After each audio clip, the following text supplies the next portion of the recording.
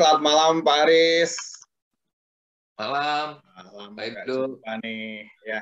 Oke nih nggak live ya tadi mungkin yang ditanyakan Pak Aris live atau tidak ini nggak live nanti kita upload manual di YouTube ya. Tapi nggak apa-lah kita ngobrol-ngobrol berkaitan dengan topik yang menarik nih Pak tentang service company in HR nih Pak ya kan. Kalau kita di tech ya tech perusahaan teknologi itu ada perusahaan teknologi khusus yang B2B menservis kebutuhan teknologi di bidang teknologi ya, misalnya AI, machine learning, recognition dan lain-lain. Di dunia migas kita juga kenal oil service company ya, perusahaan-perusahaan yang apa namanya dia menservis perusahaan minyak ya, yang punya otorisasi untuk melakukan eksploitasi maupun eksplorasi di situ ya. Nah, sebenarnya di dunia HR juga ada nih perusahaan-perusahaan yang sifatnya B2B dan dia core bisnisnya adalah melakukan HR service yang tidak bisa di-handle oleh perusahaan atau HR dari perusahaan itu. Nah ini kita kebetulan Pak Haris nih kan, dia Pak Haris dulu juga HR profesional di sebuah perusahaan juga, dan sekarang bisa dibilang punya atau jadi founder di sebuah consulting ya, yang itu juga bisa digolongkan menjadi HR service company gitu ya. Nah, mungkin Pak Haris bisa cerita ya, apa sih sebenarnya HR service company itu Pak? Oke, makasih ya Pak Erdo ya.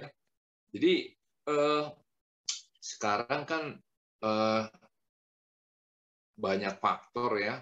Bisnis itu yang sekarang yang sudah jalan itu memang harus penuh kreativitas ya untuk supaya perusahaannya tetap live, tetap hidup gitu ya.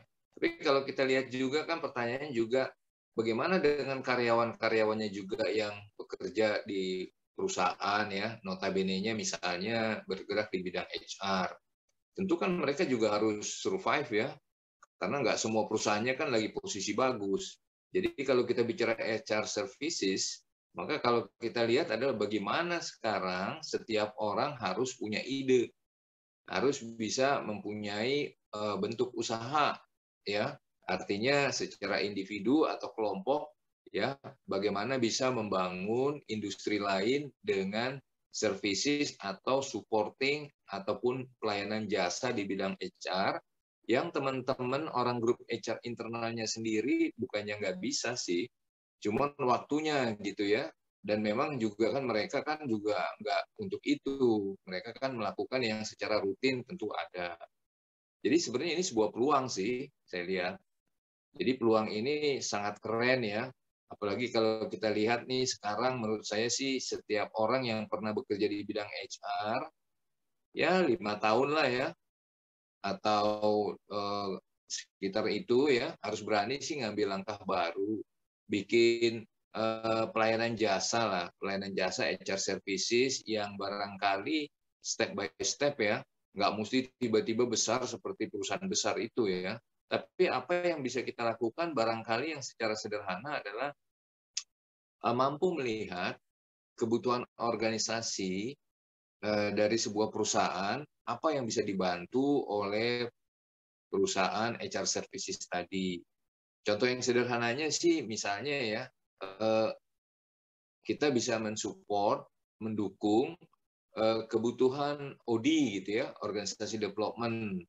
Ya, banyak perusahaan ya sudah punya SOP prosedural ya ataupun katakanlah policy, kebijakan atau juga job desk ataupun model kompetensi dan juga struktur upah skala upah dan yang lain-lainnya ya, tentu banyak. Pertanyaannya, di mana kita bisa membantu, disitulah kita sebuah punya peluang gitu Pak Edo. Jadi ini sebenarnya suatu kesempatan gitu loh.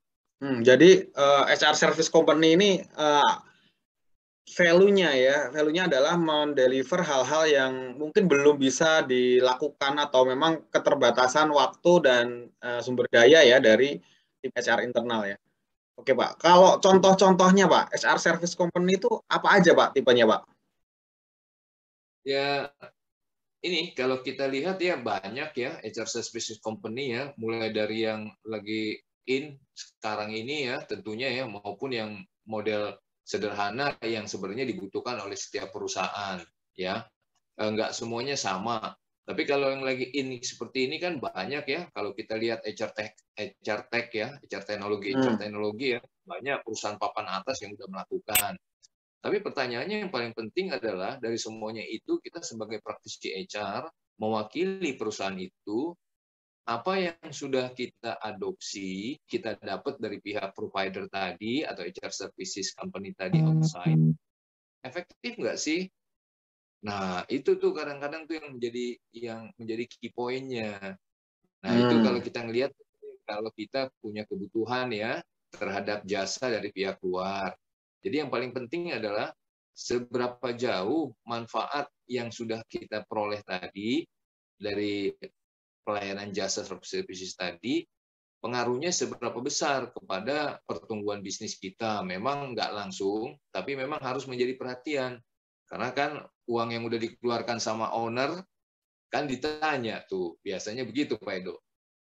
Ya, jadi walaupun HR service ini ngebantu praktisi atau profesional HR di perusahaan, tapi tetap output dari pekerjaannya itu adalah tanggung jawab tim HR di perusahaan tersebut ya. Iya. Jadi sebenarnya ya HR services itu sih sebenarnya kalau yang saya lihat bukan hanya memberikan jasa dalam bentuk misalnya sistem terapan ya, kemudian struktur ataupun sesuatu teknologi baru ya. Tapi yang paling penting adalah bagaimana services tadi bisa membantu proses bisnis dari perusahaan, istilahnya yang membayar tadi, atau juga bisa menekan kerugian-kerugian yang ada di dalam proses bisnis itu. Karena sebenarnya kita harus melihat ke sana sih, Pak Edo. Hanya kadang kan HR services kadang-kadang sesuai kontrak selesai ya sudah. Padahal sebenarnya kalau bisa kita lihat, nambah ngefek nggak sini? Kita bisa melakukan apa dengan apa yang kita services berikan kepada mereka. Sederhananya gini, kalau kita misalnya diminta untuk perbaikan sebuah katakanlah ya proses bisnis HR gitu ya di dalam sebuah operation perusahaan, apa tuh yang sebenarnya sudah kita lakukan nanti ngefek ke dalam membantu proses bisnis di perusahaan tadi lebih efisien, lebih efektif. Paling menarik adalah bagaimana kita bisa membantu perilaku pekerja yang nggak efisien, yang nggak efektif gitu loh, yang nggak produktif. Kalau kebetulan jasa yang dimintanya mendekati ke arah sana dan bisa kita validasi untuk bisa memberikan perbaikan. Itu Pak Edo. Ya, oke Pak. Mungkin ini juga ya, kenapa sih perusahaan atau tim HR itu kadang kala ya, atau mungkin di satu titik butuh service dari HR service company, Pak? Kenapa tidak dilakukan sendiri begitu ya? Ya, sebenarnya sih ownernya bilang, Anda jangan menggunakan konsultan, Anda buat apa ada di sini? Itu biasanya tuh.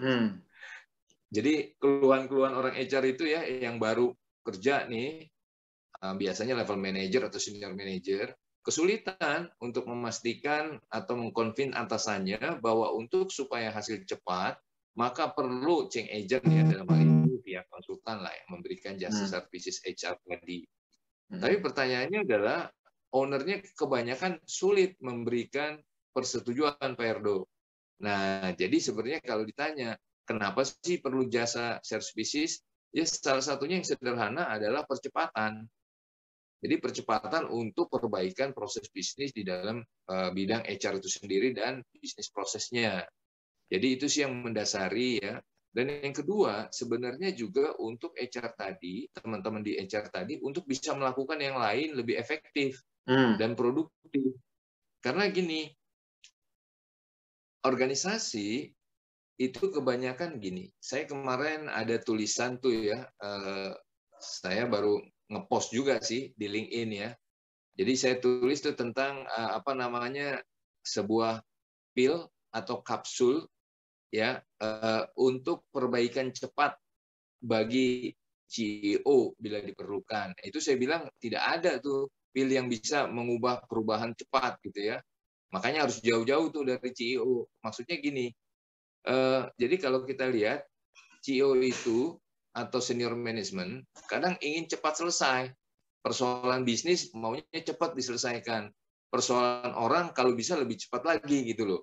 Jadi sebenarnya itu nggak bisa sih, ada prosesnya ya. Ya salah satunya tadi kebutuhan jasa dari pihak luar, dari HR services provider ya. Jadi itu memang kalau kita lihat memang diperlukan ya. Cuman pertanyaannya, kenapa orang HR itu memerlukan itu? Ya salah satunya adalah pengejawatanan strategi daripada grup HR yang sudah disetujui oleh pimpinannya di dalam setiap perusahaan, maka dalam bentuk budgeting mereka sebenarnya harusnya sudah provide ya, sudah tersedia. Sehingga intinya adalah bagaimana memilih provider HR services yang sesuai kebutuhannya yang saat ini diperlukan. Kurang lebih gitu, Pak Edo. Ya. Tadi Pak Aris sudah menyebut beberapa tipe ya. Salah satunya konsultan. Konsultan pun macam-macam. Ada konsultan OD, ada lebih ke employer branding dan lain-lain ya. Nah, kalau golongan HR service yang lain, Pak, yang mungkin lebih familiar ya, yang kita kenal nih.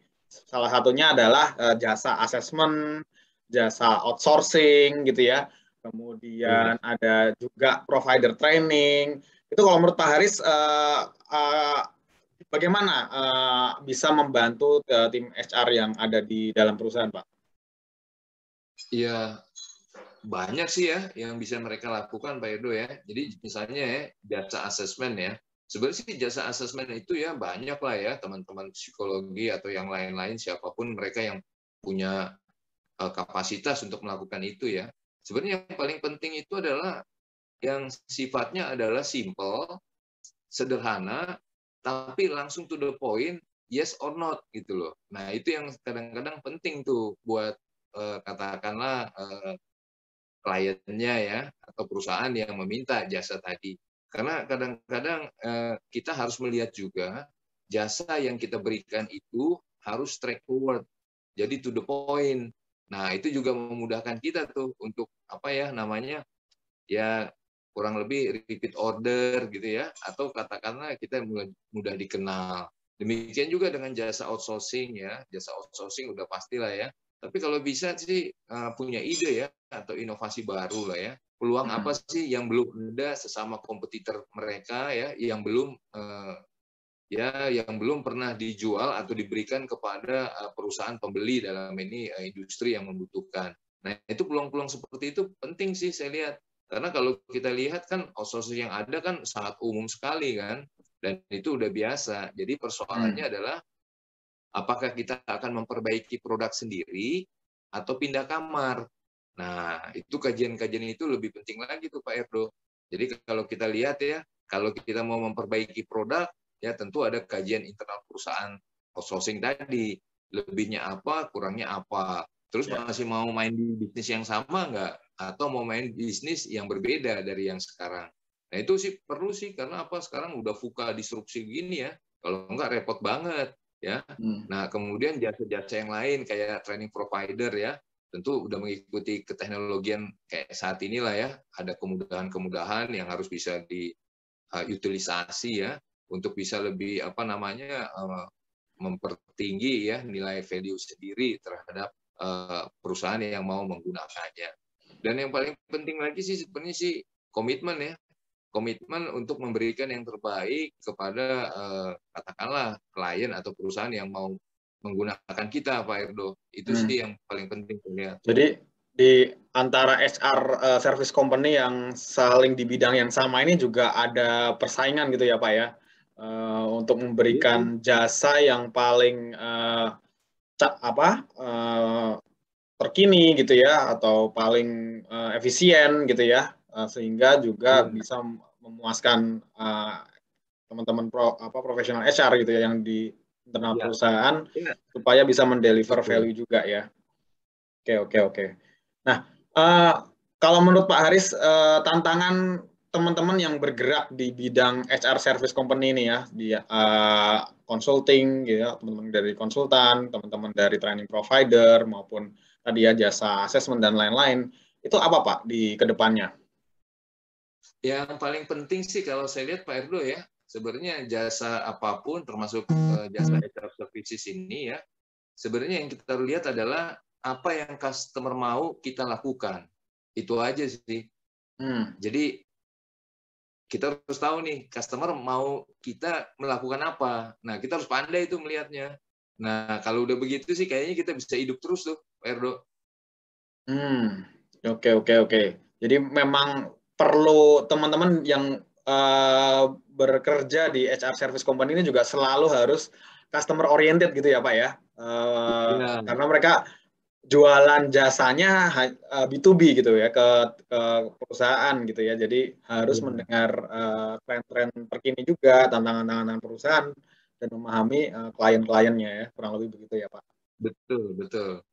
Karena Oke. banyak dari kita, Pak Erdo ya, kita membuat segala jenis produk unggulan internal, tapi kayaknya lupa sebenarnya kita ini kan istilahnya ada push dan pull ya. Jadi sebenarnya kita harusnya sih melihat permintaan pasarnya apa, itulah yang barangkali kita harus gedor ya untuk kita bisa menyesuaikan kebutuhan mereka gitu loh, Pak Erdo. Nah, kalau menurut Pak Haris, ke depan nih Pak, selain bidang-bidang yang sudah cukup umum ya sebagai bidang perusahaan HR service ya, seperti jasa outsourcing atau jasa assessment, jasa consulting, atau provider training, adakah yang ibaratnya ke depan akan jadi tren nih Pak? Ya, mungkin sekarang belum lazim atau belum banyak dipakai di Indonesia ya, tapi bisa jadi entah di luar sudah ada atau nanti akan 5-10 tahun lagi akan menjadi bidang baru nih sebagai untuk teman-teman yang berkarir atau berencana untuk membuka HR service company gitu ya. Ya, sebenarnya sih banyak ya, Pak Erdo ya. Saya ada istilahnya tuh HR services double deckers lah. Maksudnya gini, outsourcing ya. Kan kalau yang sekarang-sekarang nih outsourcing itu kan lebih banyak kepada kebutuhan pekerja-pekerja ya pada level menengah ke bawah. Ya, aku melihatnya ke depan ini bukan sebuah kemustahilan ya. Kalau outsourcing itu sebenarnya yang nanti diusahakan diberikan kepada pelanggannya yaitu yang level manajer ke atas, Pak Erdo. Nah, itu menurut saya sesuatu banget deh. Misalnya gini, sebuah perusahaan bisa kita berikan garansi manakala mereka membutuhkan manajer finance gitu loh. Nah, tentunya outsourcing-nya ini bukan outsourcing yang kayak kemarin ya. Tentu dia harus punya apa namanya, barangkali juga punya internal academy ini di dalamnya. Jadi benar-benar udah ngembangin kayak semacam internal school gitu loh ya, pengembangan lebih kuat ya. Artinya untuk orang-orang yang sudah berpengalaman mereka istilahnya mereka boosting lagi di dalam untuk mereka bisa katakanlah memberikan jasanya kepada pihak klien. Itu yang saya lihat sih sesuatu banget. Ini sama dengan headhunter atau beda lagi Pak? Kenapa?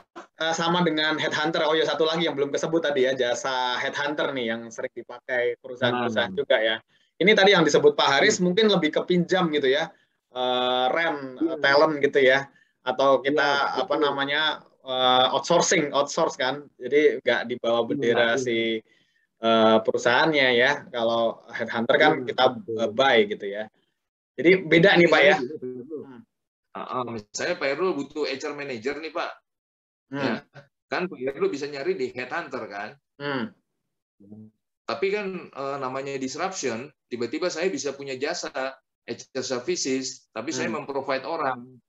Kenapa? Saya akan minta mahal bayarnya, karena orang ini, Pak Erdo, bukan orang main-main, tapi orang yang sudah pengalaman di luar, cuman kita juga menggunakan jasa konsultan untuk mendrill mereka, supaya mereka ini bisa saya jual lagi ke Pak Erdo. Nah, kayak gitu loh Pak Erdo. Dan ini mungkin ini lebih bagus dari headhunter gitu Pak.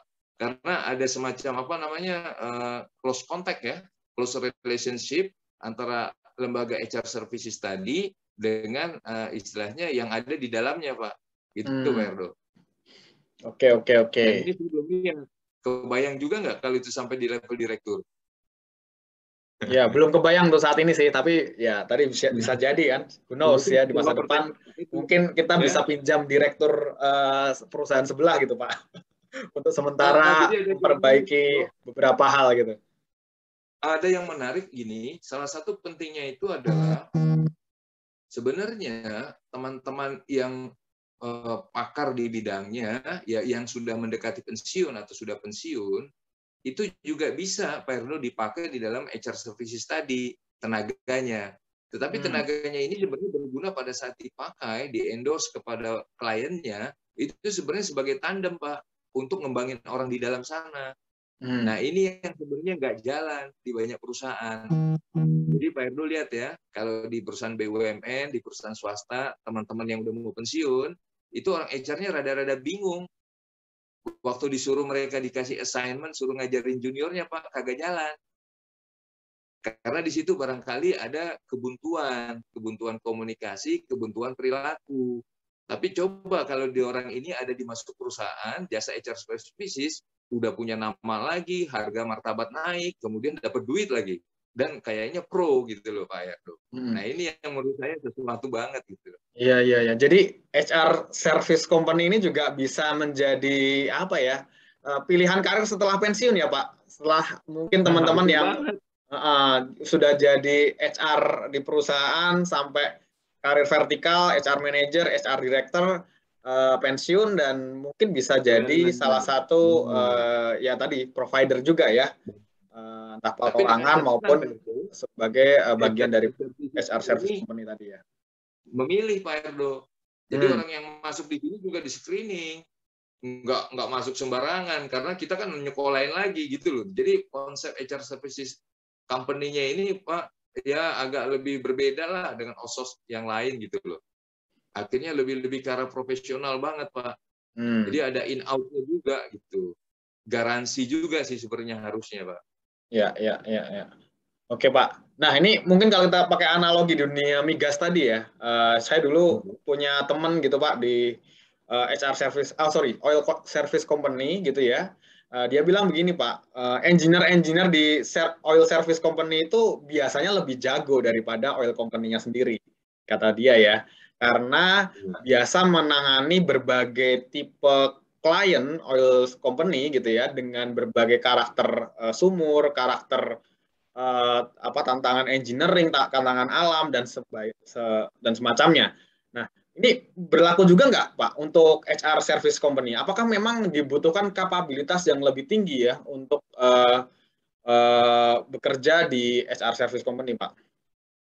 Kita sebagai orang yang karir di HR di sebuah perusahaan tentu saja punya opsi karir ya Pak, selain karir di vertikal di HR maupun ke cross functional gitu ya. Mungkin juga bisa berkarir di HR service company ini ya, yang ibaratnya lebih spesifik lah ya untuk di expert di dalam bidang tertentu biasanya ya.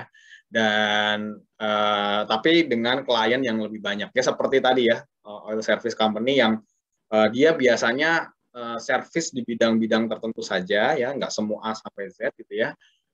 Tapi dia expert di situ tuh ya, dan biasanya juga punya pengalaman exposure yang lebih banyak ya, karena dia juga handle multiple client gitu ya, dari beberapa oil company. Nah, mungkin analoginya mirip ya, Pak? Ya, betul. Jadi sama ya, analoginya pasti ya. Memang yang pasti teman-teman yang di HR services itu memang dia harus lebih tangguh dan lebih menguasai, dan kelebihannya karena dia bergerak dari satu perusahaan ke perusahaan, dan itu mereka berarti punya nilai tambah ya, artinya pengalaman di perusahaan yang lain itu sebenarnya modalnya dia di tempat yang baru. Sedangkan teman-teman HR kita itu kan sebenarnya sifatnya adalah receiver, penerima aja. Jadi menerima dengan pasif ya, artinya menerima kemudian menilai kemudian apakah sesuai dengan kontrak kerja atau tidak. Jadi kurang lebih seperti itu, dan secara umum saya melihat mereka cuma melihat secara makro.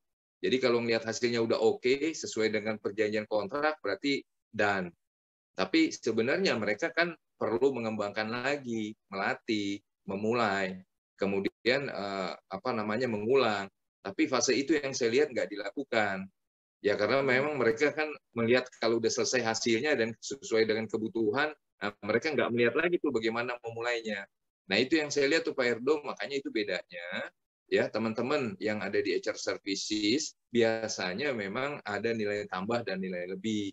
Ya karena itu sebenarnya selain experiences-nya juga mereka kelebihannya adalah paling jago menentukan tujuan hasil dari pekerjaannya bagi kliennya.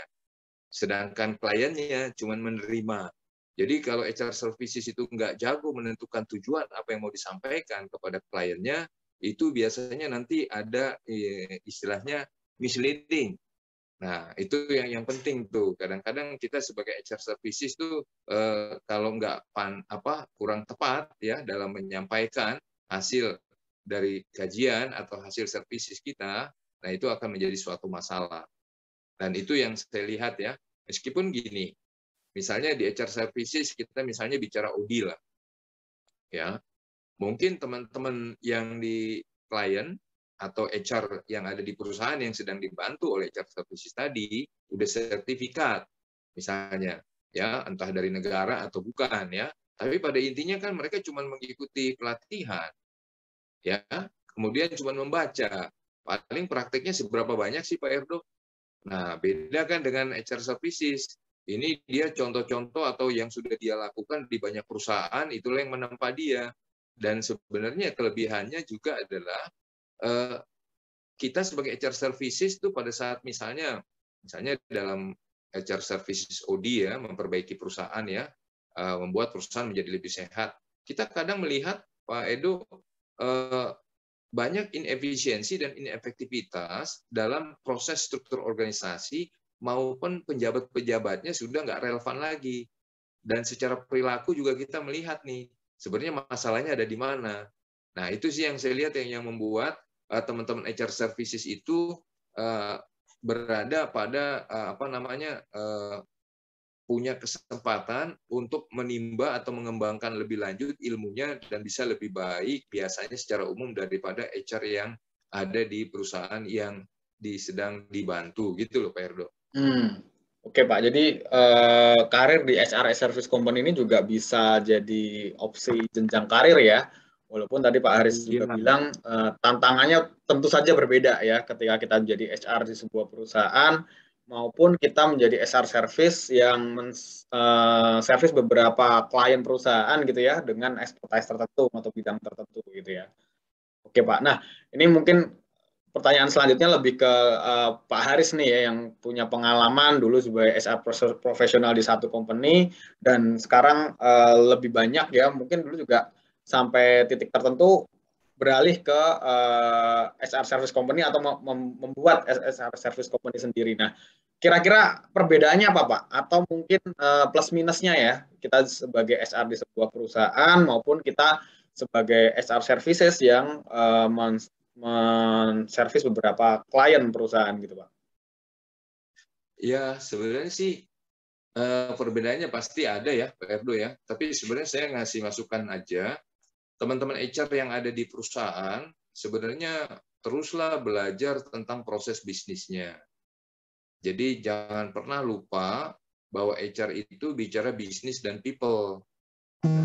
Jadi di sini yang paling penting sebenarnya apa yang dimaui owner tuh kita sebagai praktisi HR perusahaan harus lebih tahu lagi tuh. Nah, itu yang sesuatu yang menurut saya masih ruang untuk perbaikan. Ya, karena banyak teman-teman tuh sebagai praktisi HR mostly kebanyakan bicara tentang Bible HR saja. Ya, tapi untuk melihat proses bisnisnya ya, artinya area-area yang inefisien, inefektif ya, area-area yang mohon maaf ya, secara keuangan tuh mengganggu dan terganggu, artinya ada daerah-daerah fraud ya. Nah, itu orang-orang praktisi HR tuh harus sudah mulai lihat tuh ke sana. Jadi nggak boleh tutup mata ya. Nah, tentu ada mekanismenya secara internal. Nah, terus kalau kita lihat bedanya tuh waktu kita menjadi praktisi HR di dalam HR services, ya kita memang mau nggak mau harus lebih mandiri, kemudian harus lebih strong, kemudian harus lebih penuh ide, kreativitas, harus bisa membaca. Itu yang tadi saya bilang Pak Edo, harus mampu kuat di dalam menjelaskan tujuan-tujuan daripada output HR services itu. Kadang kita kalau nggak mampu menjelaskan tujuan-tujuan hasil output yang akan kita berikan, itu juga menjadi sebuah kendala sih, itu loh maksudnya. Nah, yang penting lagi ya, sebenarnya ya, sebenarnya sebuah kesempatan buat teman-teman ya, kalau memang punya kelebihan secara spesialis maupun secara generalis ya, bekerja di dalam HR services itu sebuah peluang menarik. Dan bahkan menurut saya harus bisa bikin usaha di situ. Ya. Jadi kalau kita lihat nih Pak Erdo ya, ke depan ini ya, HR practices itu ya, teman-teman yang bekerja sebagai HR manager di Jakarta range-nya kurang lebih 20-25 lah ya. Artinya HR manager ya, senior juga boleh lah ya. Kalaupun direktur mungkin bisa 4 kalinya atau 3 kalinya. Nah, persoalannya Pak Erdo, ke depan nanti ya, kalau kita nggak mempersiapkan diri, itu yang pasti terus terang Pak Erdo ya, untuk level HR direktur, sekarang pun sulit nyari kerja. Kenapa? Karena dengan kondisi disruption, kemudian dengan kondisi katakanlah disruption saja udah mengganggu bisnis orang. Apalagi dengan adanya pandemi ini, kan jadi memboosting. Artinya sebuah ini ya, sesuatu yang lebih nggak terduga lagi. Jadi seperti eksponensial nih. Artinya apa? Bisnis perusahaan di luar sana semakin sulit, dan kesulitan tadi, kemampuan untuk membayar pejabat-pejabat tingginya juga terbatas. Dan bertambah umur, dan bertambah waktu. Jadi kalau nggak siap dari sekarang, menurut saya itu sebuah mungkin akan menjadi sebuah kendala buat setiap teman-teman nanti.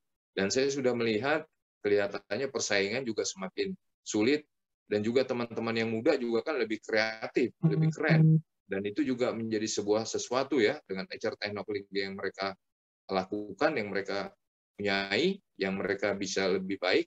Nah, itu menjadi sebuah tantangan tuh buat teman-teman yang katakanlah di generasi X atau Y itu. Nah, itu yang saya lihat sih Pak Erdo, bahwa untuk menjadi HR services yang ada di perusahaan HR services, teman-teman praktisi HR mungkin akan lebih survive, mungkin juga akan lebih kenceng, mungkin juga harus lebih kreatif ataupun istilahnya adaptif ataupun inovatif gitu Pak Erdo. Ya, ya menarik nih Pak. Jadi karir di HR service company ini bisa jadi opsi karir juga buat teman-teman yang preferensinya menjadi spesialis ya. Kan memang nggak semua orang mau jadi lebih generalis gitu ya. Misalnya kalau HR spesialis OD gitu ya, vertikal mau nggak mau di satu titik dia harus belajar menjadi HR generalis gitu ya, untuk jadi head HR dan semacamnya. Tapi walaupun ya tadi nggak semua orang punya aspirasi karir ke sana, dia bisa memilih menjadi misalnya konsultan OD atau expert di bidangnya ya, apapun itu gitu. Ya, oke Pak. Dan yang kedua juga kaitannya dengan ini ya Pak ya, persaingan juga ya, karena memang makin ke atas itu posisi atau kursi yang diperebutkan makin sedikit tentu saja gitu ya. Kalau semua orang pengen naik ya nggak mungkin, walaupun memang nggak semua ya orang yang pasti punya karir gitu ya, tapi mostly pasti kita juga pengen punya pengembangan diri. Nah, mungkin karir di HR service company maupun membuat atau menjadi founder ya, punya bisnis ya, setup bisnis menjadi HR service company di bidang tertentu, ini bisa jadi menjadi jenjang karir selanjutnya ya buat teman-teman praktisi HR. Oke Pak Aris, mungkin itu dulu kali ya, kita udah cukup lama. Thank you buat sharing-sharingnya ya, semoga bisa menginspirasi teman-teman di sini ya yang masih bingung gitu ya tentang apa itu HR service company, bagaimana karirnya di sana, peluang-peluangnya, tantangannya. Tadi sudah cukup clear dijelaskan oleh Pak Haris. Dan kemudian kita sampai jumpa di podcast selanjutnya. Kita akan bahas karir-karir di berbagai bidang. Semoga bisa menambah wawasan dan peluang untuk teman-teman sekalian. Terima kasih. Oke, terima kasih Pak Edo.